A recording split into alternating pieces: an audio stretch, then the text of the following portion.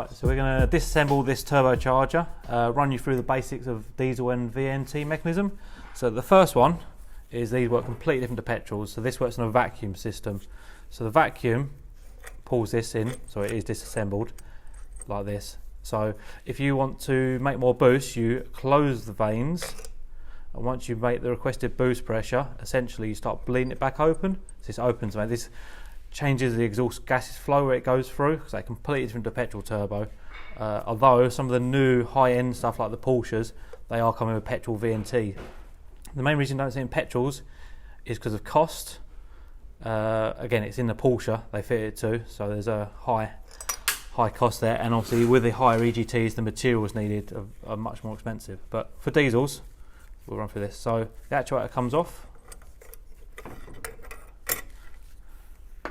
So this is the actuator. So this is when, say, you're demanding more boost pressure, this will pull in on the vacuum, which I can demonstrate on the bench. Probably best stand this way, and you'll see it goes in.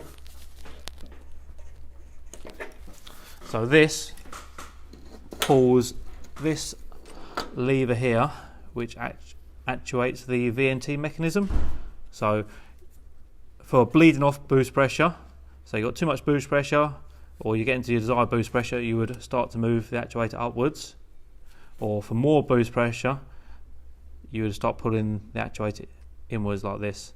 This is actually unfortunately broken. I was actually investigating this today. You see why this would normally move further than that mechanism. It would normally come to, this is a stop screw, so that stops it, essentially causing overboost issues. So if you pulled it in too much, you could end up boosting, say, 50 psi with little boost control. So this is a stop to stop this kind of thing happening on there.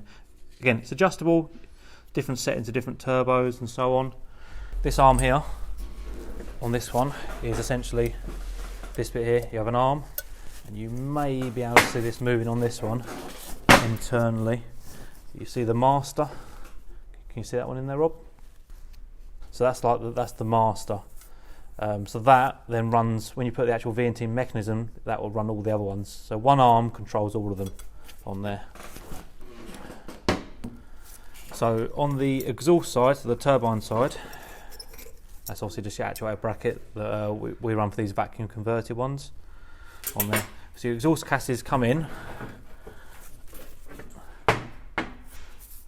out your manifold, so through your collector into your turbine housing. So this is where they actually come smaller through, it's like a snail design. Centre core out. Right, what we're left with, so there's obviously your turbine side.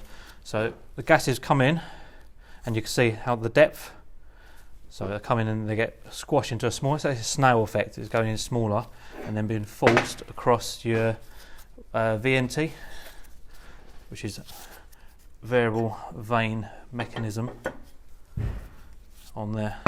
So this is actually broken. We have been running a bit of a lag for some time. We've now finally found out why.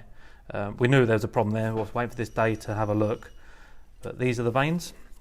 So normally these should be flat. So this is actually broken. This needs replacing. So this is fully closed.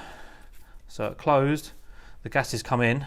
All the gases will come out of here. There's no extra penny valve. There's no wastegate. All the gases come out of this turbine here. Obviously the VNT is literally a boost control on there. So move around to the other side. So this, obviously being a Garrett, is a GTB 2260 on there. So the 22 is reference to the exhaust turbine size. The 60, which actually means 60mm, is the exducer of the turbocharger. So the exducer is where it comes out. This is the inducer size. That's the exducer size on there. So 60mm, someone says they've got a 62mm, it means it's got a 62mm exducer. If they say they've got a 65, they've got 65mm.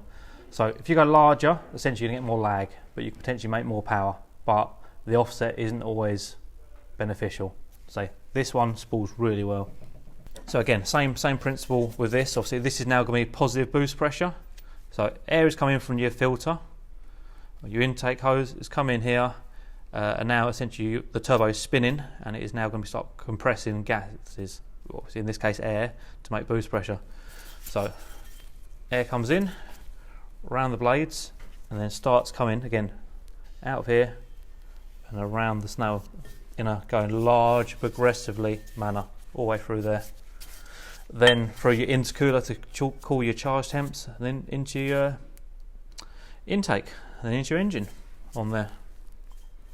So that literally just pops in there, as you can see, and it spins in there.